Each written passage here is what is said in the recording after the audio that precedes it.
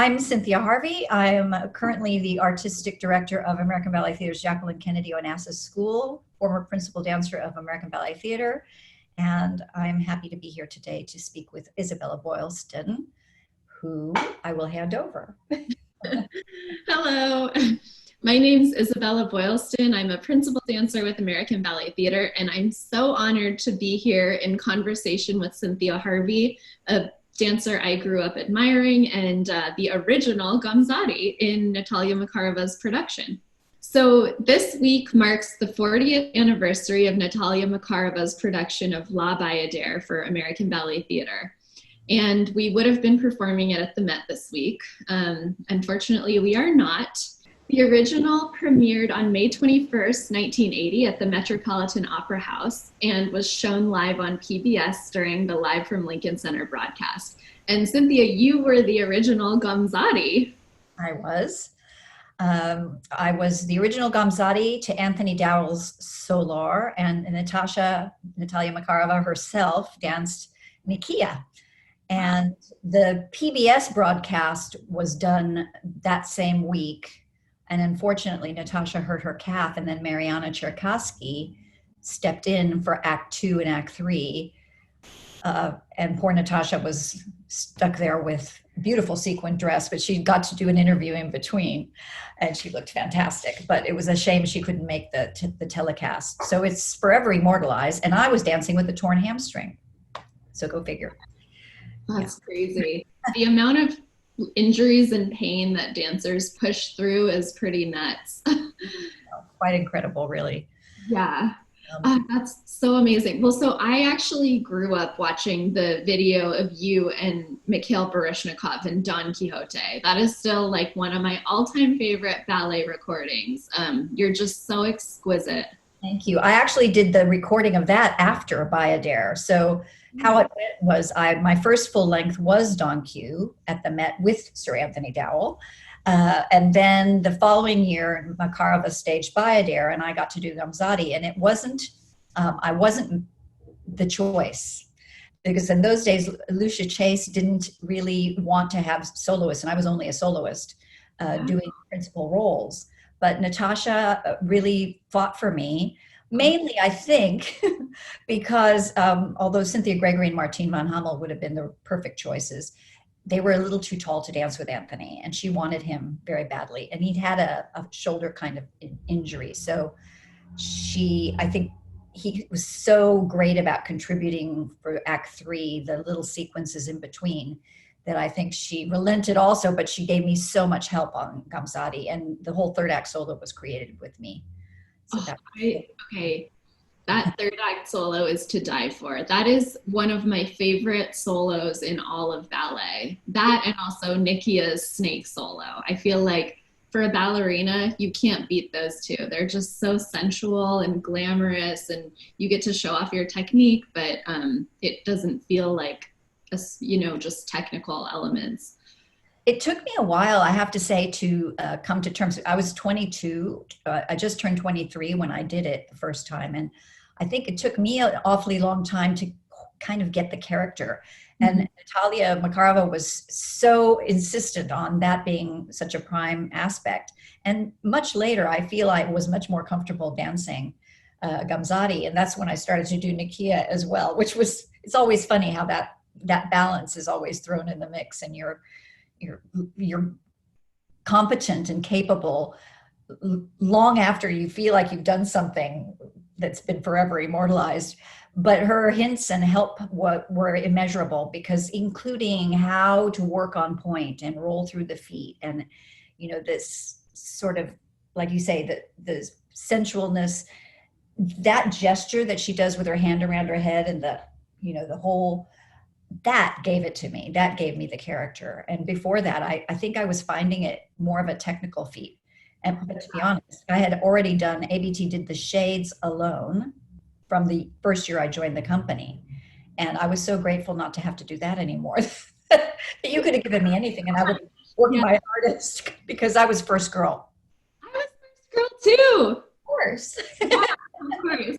I mean, I was just glad I didn't have to be first in line on the sides. Yes. Susan Jones knew better than to put me there because I would have been messing up left and right. I don't know. But I didn't mind so much being the first girl out, but I would get really jealous of the taller women who just to do like a few arabesques.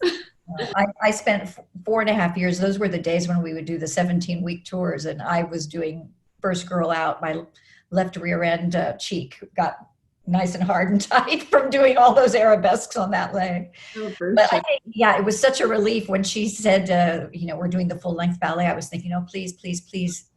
I can't be doing that anymore. That would have been 6 years of doing first girl out. But I did alternate that, and I did 2 of the different shades in Act 2 as well. So I did the Gabrielle variation and the first one. So I had to do my share. And later on, I went on to help her stage the ballet, which was amazing, in Poland, and La Scala, and in Sweden. So I feel like I understand it now so much more than I did in those days. But I had such a wonderful experience. It was really, truly a gift. What she did by allowing me to do Gamzatti at such an early stage in my career was to give me the gift of how to portray roles operatically. You're not just dancing to these people, but you're having to use your eyes and your face and your body in such a grand way, because otherwise you're eaten up by the scenery behind you. And it was a huge lesson in theatricality for me. Totally. How do you feel when you do that? I mean, that first thing where the father takes the veil off her face. Oh my gosh. I mean, I feel like at that point, I'm just trying not to tremble because I always get nervous before every show. And then it's like, glamorously on the side. Yeah, totally. Until you start dancing. Gosh, I mean, yeah, well, I'm curious. I would love to hear, like, did you enjoy more dancing Nikiya or Gamzatti? I had dreamed I wanted so badly to do Nikiya, but I actually found it harder in the end for me because I'm not naturally an adagio dancer, and jumping was always my easy thing. So later on, it was good that I didn't do it as early as I'd wanted. I had hoped to do it, at the same time I was doing Gamzatti, but I only did it after I left and came back from the Royal. Oh, wow. Cool. But yeah, I think I found, because I was a very nervous performer, the trembly, shaky kind. I would never know that. Like, I would never know that from watching, like, any of the videos of you that I've seen. You just look like the epitome of, like, confident, cool, and calm and collected. I think that's why I do find it. I go to the performances now, but I'm inside just churning. It's terrible. But the scarf dance, technically in the studio, I could do it every time, no problem. But I would get on the stage, and as soon as I had to do a piqué, I would my foot would come off point and my knees would roll in. And I mean, it really was not my forte, let's put it that way. But always great as a challenge, and it gives you the other perspective of the character. So that was fun to be able to do both. One day and one season toward the end of my career, Susan Jaffe and I did the reverse roles from matinee to evening. So she did Nikiya and I did Gamzatti, and then in the next show in the same day we switched with Ross Stretton as our partner. He had to do with both of us. Oh my God. I would pay a lot to see those 2 shows. That sounds totally crazy. Iconic. Oh my God. But fun. But then you get to that mime scene where Gamzatti confronts Nikiya in the palace, and you stand there thinking to yourself, okay, what am I meant to be? Who am I here now? So it was like, yeah, you get to the cat fight and you're like, wait, who am I again? Remind me, and poor guy, I mean, poor Solor. Right. Corner is Gamzatti, and which is Nikiya. Who is he supposed to be dancing with? So, oh God, totally. Things. But yeah, I think it was really a great time in ABT too. But for me to capture that character, because Natasha used to say to me, haven't you been jealous? I was 22, 23. I'd gotten into ABT at 17. Slowly was getting roles. I wasn't jealous of anything. I really wasn't. And I didn't have that, that huge love of my life experience at that age that I could say, yes, I'm jealous of so-and-so. And I I didn't want to say in front of her that, I was totally green. I really had no clue.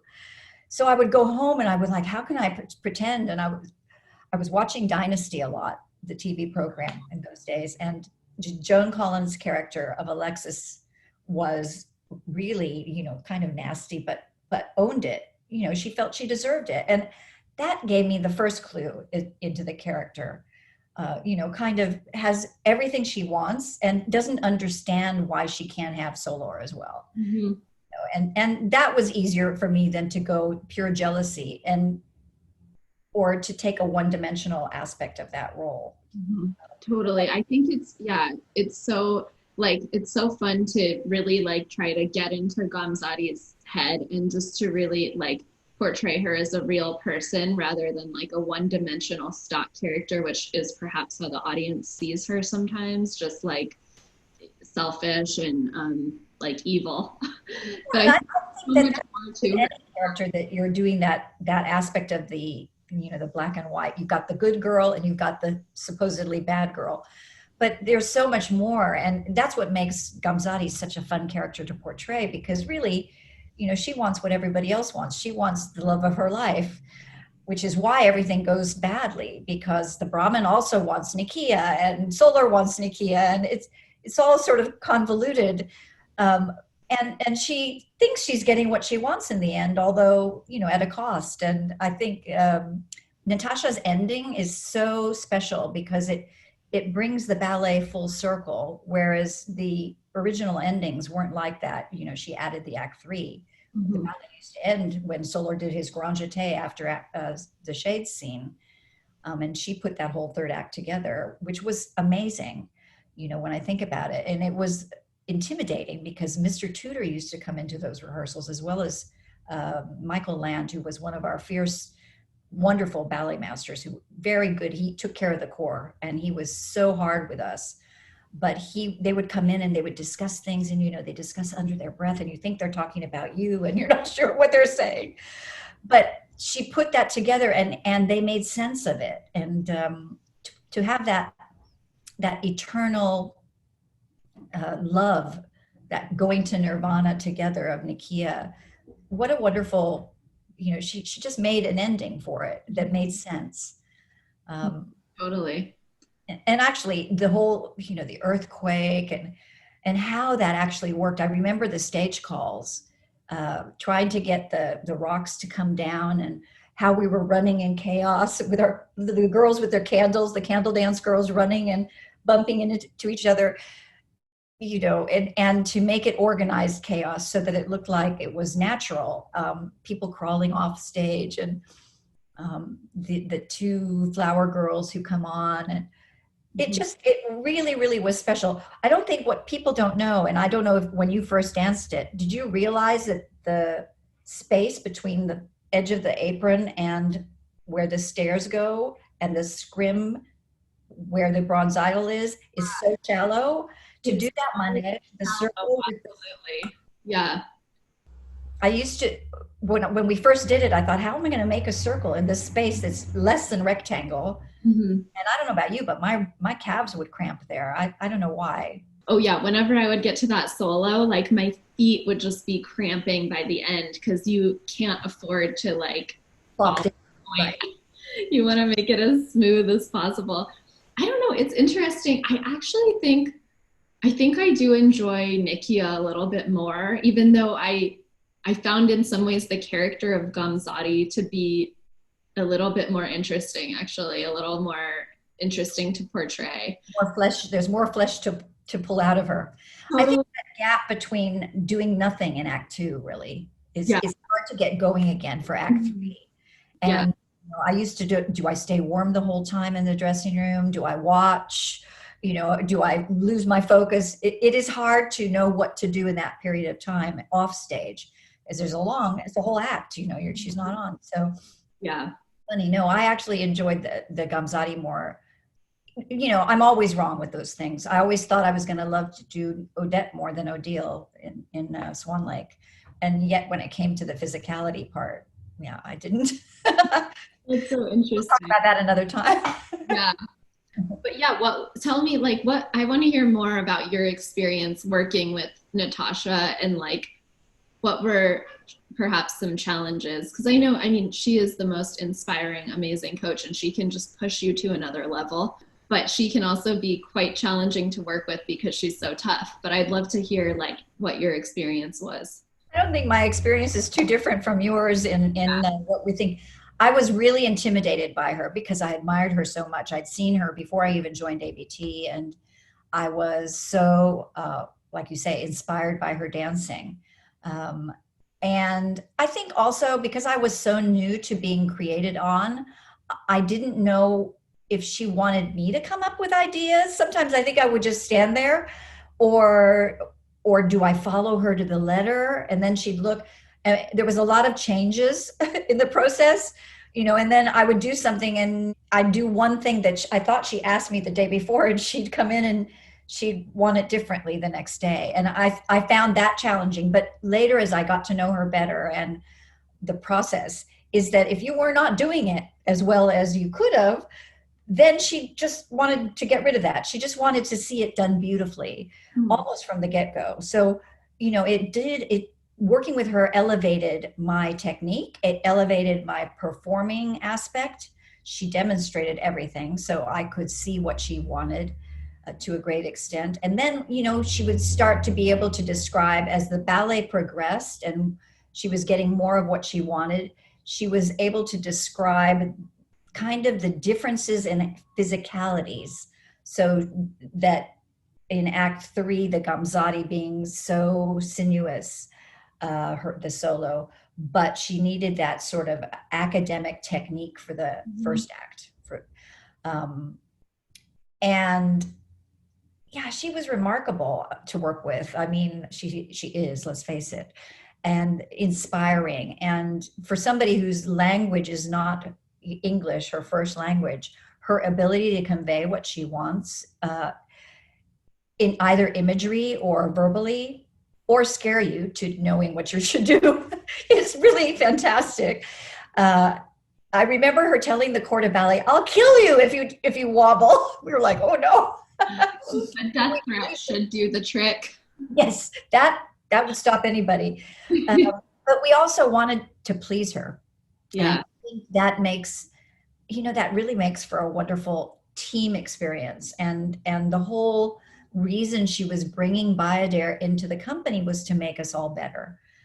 And everybody was working for the same end. I think that's always a wonderful, the whole company. I mean, almost every single person was in it. And if they weren't in that opening night cast, they were in another day, another performance. So really it was, when you have all those great feelings, mutual feelings to go toward the same end, it's a win-win situation. So yeah, I was very, very lucky. And you've not worked with anyone who's created something and performed in the same piece? I was trying to think, but I actually don't think I have. Yeah. There's still time. There's still time, totally. Yeah. I mean, I don't know. When I first started working with Natasha, like I was actually just so intimidated because I had grown up watching, videos of her. She is one of my favorite ballerinas. And so yeah, I had this like just reverential attitude towards her. But she really, I don't know, I feel like she really has brought a lot out of me. Getting to work with her on both Nikiya and Gamzatti, and also just, I think her, like you were saying, her standard for us is so high, and just having her expect so much from us really pushes us to another level. And that's wonderful because it will be with you for the rest of your life. Anytime you see something, that standard that she gave the dancers, you don't lose that. You expect it from everything you see and everybody you see. And that's really a wonderful gift. So yeah. I love that. And like quality over quantity always, which is so important. And how to fill a phrase, which is amazing.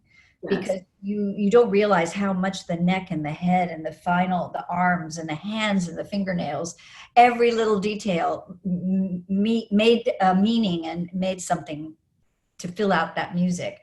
And when she danced, you could see it. And I'm sure you've seen it a lot on video. And even when she's coming in to rehearse, you know, how she gets you to use that it's your whole body. It's exhausting.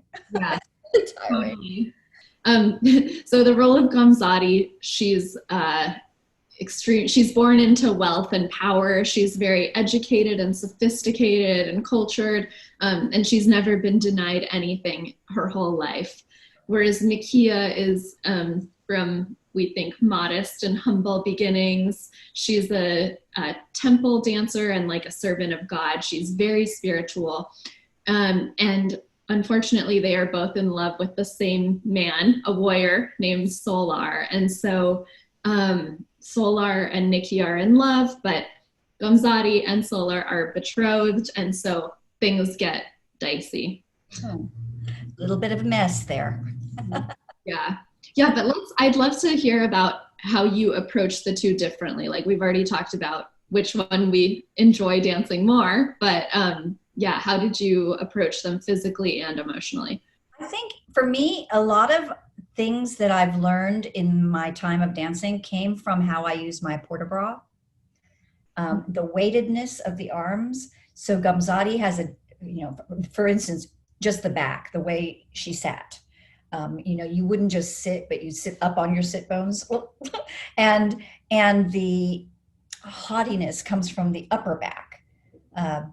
And I feel like I had more weight to my arms when I did a port-de-bras, so that the gestures were heavier and larger and all that, lifting and nothing had no weight to it. She's whereas gravitas. And Nikiya, I felt the difference in my walking, in my feet, how I use my walk, so that the heels didn't necessarily hit the floor when she walked. They stay up. Most ballerinas, that's what we're taught. But because there's that whole first entrance with the sari for Gamzatti, and the point shoes are hidden underneath the sari, you can walk with a little bit more gravity and weight. And I feel like for me, I always had to approach from the physicality first. And then I could think about the role. And like you say, one is totally humble and spiritual. And I found it really interesting. In the early days, I read about what a bayadère was. And in the word bayadère stems from a Portuguese word bailar, which is to dance. So the temple dancer being, what we all do, because we don't know why we love to dance in real life, but we do. And I think there is a spiritual calling in some ways to that. So you can tap into that as a character of Nikiya quite a lot. But yeah, I don't know. I feel like it's that sort of difference in the sternum. There was a difference in the way you use your torso, and that with Gamzatti, the sternum didn't bend a whole lot. She stays up, she's high. Whereas Nikiya, I feel like, used the sternum and the upper body bent from a lower place. So for me, that's the physical differences that how I approached the role. I love that. You're making me just want to be back in the studio so bad right now. You have a long time left, my lovely. Oh my God. I know. I love, I don't know, ballet is so awesome in that way that there's just endless subtle things that you can work on to try to make your character come into focus more clearly. And I think the other place that I kind of grabbed onto the character after, in the palace when Nikiya's been called in, and Gamzatti shows her the picture, the portrait of Solar, and then all that confrontation, she tries to bribe her. Come on, I'll give you anything, my jewels, everything that meant a lot to me before. And then Aya stops that knife from going into Gamzatti. I used to just love this part. This was my favorite. And I was saying the other day to somebody, I would love to do the fight scene, just the fight scene again. So fun. So much fun. And just to turn around and look at her from the feet up, just go up her body, Nikiya, to look at her in the face. I used to love doing that. And then that sort of sending her off and I'll kill her. It was powerful. And then, of course, we would crack up as soon as that curtain came down. We'd be laughing because it was, it's so larger than life. It's so not real for us in real life. But my Aya, every now and again would start to laugh afterwards, just thinking, yeah, like as if that would really happen. Yes, it would.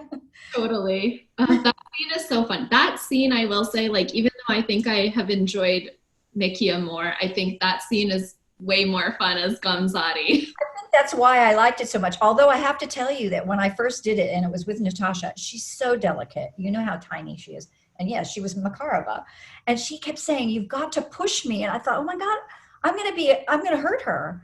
And I'm going to be the one who, is going to be in the New York Post page 3, solo girl on her way up, climbed her way to the top, ruining Natalia Makarova. I had visions that I was going to knock her out because she was so light. But boy, she could put up her little fight. So yeah, it is that. And later on, I did it a lot with Alessandra Ferri, and it was the same thing. We loved doing that confrontation. We had a great time together. Who's your hero when you do Gamzatti? Who have you done it mostly with? Let's see. I've done it with Hiso, and I've done it with Jillian. And then when I did Nikiya, I was with Misty. That was really fun. Oh, I think that was wonderful. I have one insider anecdote. So when I did my debut as Gamzatti, we were performing at the Kennedy Center, and I pulled, oh my gosh. So I did the whole pot action, and like I was thinking like, okay, I crushed it, like it's going well. And then I pulled in from my fouettes, and I just derailed so hard. I fell all the way down on the floor, my feet over my head in my tutu. And I sprained my ankle pretty badly, unfortunately. And then I just sort of limped off stage. And then Victor was in the wings, and he kind of gently sent me back out because I had to finish the scene, just like the acting with Solar. And it would have been really weird if I wasn't on stage. And then I like taped up my ankle and somehow finished the show. But I don't know, it was a traumatic beginning for my Gamzatti. Those memories are not always great when that happens. Well, one other funny thing happened in the telecast in the PBS Lincoln Center. Somehow I was sitting, and when I stood up in the fight scene, the sari was snapped onto the shoulder. I don't know if you still have the same costumes, but I stood up and the sari came out undone, and I realized it. And I thought, I'm going to be tripping. I'm going to be stepping and falling. So I kind of did one of those like whoop, which threw it over my shoulder very dramatically. And I recently saw it on YouTube because I thought this week is such a important week in the ABT history of BAYADÈRE. And I thought I should just try to do a recollection. And I remembered about that. Sorry, it looks very impressive when it's flowing behind me, but it wasn't intentional. That was a good accident, I have to say. Now I have to go back and watch it. You'll see. It's just when I stand up, I think I stepped on it or something, and it just came undone. Oh no, costume malfunction. Always something. Okay, I wish I would have gotten to meet Lucia Chase. I mean, she's the founder of ABT and an entrepreneur, obviously a super strong woman and pretty trailblazing at the time she, during her time. What was she like, and what was she like to work with? Well, it's interesting because when you saw her, you would never think of her as powerful because she was tiny to start with and very, very fast, very flitty, like a little robin. She was always moving, never seemingly sat down long enough to have a long chat. And she was just, had things to do, places to go, people to see, and speedy. But she loved ballet, and what she did and gave to the company, it's incomparable, really. She adored Natasha, and they weren't without their disagreements, no doubt. I'm sure they had their disagreements, one about over me doing Gamzatti for starters. But I think she appreciated ballet to such an extent, and good ballet, that she really wanted it to be something that was going to enhance the company. And she did that with all the choices that she made. I think she made her decisions based on the big picture and not singular. There wasn't a singular ambition for her, about her. And that is, I think, a beautiful thing to strive toward. And, you know, the artistry, an artistic aspect to her, and the theatrical aspect was hugely important. I believe that's probably why she had Oliver Smith next to her all the time. And this, you know, they were together because he brought in that theatrical aspect of the company, so that it, you know, they didn't have to worry so much about the financial, because she would take care of things if she had to. Obviously, it was a smaller entity in those days. But yeah, she was remarkable. And like you say, a trailblazer in being a female in the arts, you know, and having the wherewithal to keep the company going. You know, she did the first, the first 40, 37 years at least. And then until pretty much 1980. And then she was getting a little bit older, and I think that then Misha took over the company. Mm-hmm. So, but she was really something, and her vision about works that had a theatrical purpose were prevalent. Cool. And I mean, I feel like that's still so representative of ABT. Like, the theater is just as important as the dance, and perhaps sometimes even more important. It's really like, I love that about ABT's dancers. They're just such story-driven dancers and great actors. Yeah, there's that's going to be the difference between ABT and another company. You know, we have an identity, which is, it's always been like that. And I think that's wonderful. Oh, just one more thing about Lucia Chase. I mean, how cool that she commissioned another woman, Natalia Makarova, to create the new BAYADÈRE, especially. I mean, you know, we all are aware of the severe lack of historically of female choreographers. So, I mean, so cool. I mean, she was following in the footsteps of Agnes de Mille, you know, so there wasn't, you know, totally unknown. Mm-hmm. But I think to do a full length ballet, 3 acts, you know, and then having to create the 3rd act totally from scratch. And there are aspects of the shades. I remember that they tried to change the entrance. You know, do we change legs? Do we just do the same leg? Do you change legs when you go around the corner? From how she knew at the Kirov. Mm-hmm. So she was putting her own stamp on things, Natalia Makarova was. So, you know, I think it's taken from her point of view, and her aesthetic is very glamorous. And it was the perfect ballet for that time in the 80s, which was, you know, a time when Wall Street was on the up. ABT was at the top, you know, in terms of finances. People were still wearing fur coats. You know, it was a different time. Uh-huh. And I think it was the ideal time for BAYADÈRE that when it came. It really, you know, having had from the sort of mid 70s when the shade scene was being done, and it really elevated the Corps de Ballet. And I think that was one of her intentions, was not just to give a ballet to have the ABT dance it, but to really elevate American ballet theater. I think she came to us, you know, Lucia treated her very, very well, and she wanted to give something back. And I think, boy, did she give back. And she gave back in such a way that it's still a gift to us today. Totally. I love that. I think one of the most fun moments in the ballet is definitely the confrontation between Nikiya and Gamzatti. Because, I mean, there's nothing, you don't have to worry about your fouettes or anything like that. It's just pure acting and mime, and it's so fun. Did you find that as well? Oh, completely true. I mean, and the other part about Gamzatti is the fouettes, when they do come, I always found them really easy compared to the fouettes in Swan Lake, because it's in a 3/4. And you have time, you know, 1, 2, 3, 1, 2, 3, 1, 2, 3. So much easier than da da da da da da. And I was like, oh yeah, this will be a piece of cake. Having said that, I was still a little tiny bit tiring at that point. And I think it's because you're going from jumping, so much jumping, to feeling the floor underneath you. It's a big difference in that. But the confrontation, there's no better. You know, I would love to do a ballet where there's a gala rather, where there's snippets of the best scenes in every ballet. So that would have to be yeah, Corps de Ballet would have to do the shades. I'm really sorry, girls, but you would Yeah. have.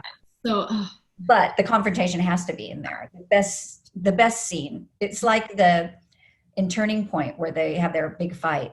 mhm. So it's a kind of, it's total fantasy. It's not realistic at all. But yeah, it worked on, and those days, like I said, Dynasty was going on, and they had in that television show, they had the same, they had the good girl, the bad girl, they were fighting, and it works on that level. And I think this sort of eternal, eternal love, like in Giselle, to have that come to make the final part of the scene in third act being so much about eternal love. I think it really works. I think it's the perfect culmination of such a fantastic ballet. Totally. Yeah. And I think one of my other favorite parts in the ballet is actually just Nikiya's first solo. I know it's so simple, but I don't know, it has such a spiritual feeling. I mean, I didn't like grow up religious or anything like that, but I don't know, I feel like that solo, you just are tapping into that feeling you have when you're like looking out at a beautiful mountain landscape or listening to a beautiful symphony. It's just that like feeling of being part of something greater than yourself. Are you talking about the one with the Oh no, not that one. The very first that one? Yeah. Oh, that's beautiful. So quiet. I love that one. And also like, oh my God, the snake solo with all the bending. Yes. But it's exactly that. There's, it's dancing from the heart. It is a very special ballet, really. It really is.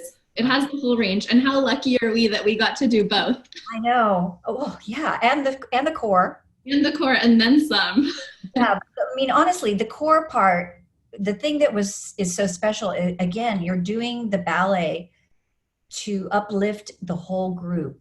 And so if any one person doesn't do a good show, you felt like you weren't disappointed for yourself, you were disappointed for the whole group. And BAYADÈRE did that to us at ABT. It gave us a feeling of completeness, a wholeness, because it was for everybody. And I used to feel this, deflated if something went wrong in the shades. And you can empathize with whichever girl had that wobble, because you understand how important to breathe as one and to feel the mystique, as a group. Yeah, we've been lucky. We've lived it. This was so interesting hearing you talk about all this. Oh my God. Now I really have to go back and watch the video. I think it's on YouTube. So, Isabella, it's been a great pleasure for me to speak to you today, and I'm grateful to the public for listening. Thank you very, very much for taking the time of your day to listen to Isabella and I speak about La Bayadère, the roles of Gamzatti and Nikiya. Thank you so much. This was fascinating to me. I mean, I'm such a bunhead, and I could just listen to you talk all day. And the stories about the 80s and Natasha Makarova are just fascinating, as well as your insight into the two roles. Thank you all so much for joining, and it would mean so much to us if you are able to make a donation to the ABT Crisis Relief Fund to benefit the artists, the pianists, the ballet masters, everyone in the ABT family. If you're able, it would mean so much to us. Thank you.